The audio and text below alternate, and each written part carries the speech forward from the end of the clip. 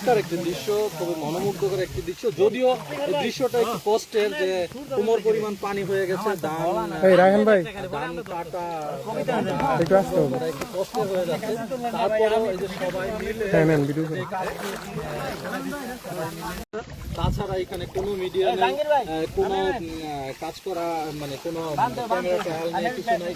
সরাসরি কাজ করার জন্যই মূলত এসেছেন মাননীয় এমপি মহোদয়, সাথে লোক নিয়ে এসেছেন।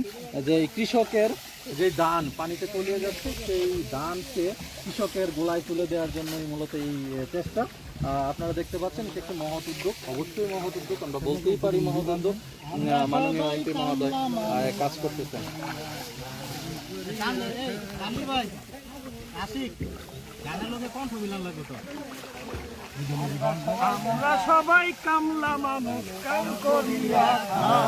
এমপি মহোদয়ের কণ্ঠে গান শুনতেছি যে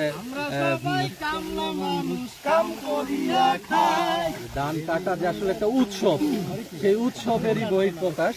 এই যে মুখে গান, হাতে কাশি, হাতে ধান কাটা হচ্ছে।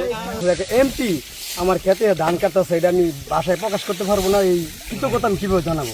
তো আমার 40 বছরের লাইফে আমি কোনোদিন দেখি নাই যে সরাসরি সংসদ সদস্য এসে একজন কৃষকের জমি পানি তলায় যাওয়ার কারণে নিজে একদম সশরীরে এসে ধান কাটবে। এরকম আমার দাদার আমল থেকে হয় কিনা আমি জানি না, এরকম ইতিহাস হয় নাই।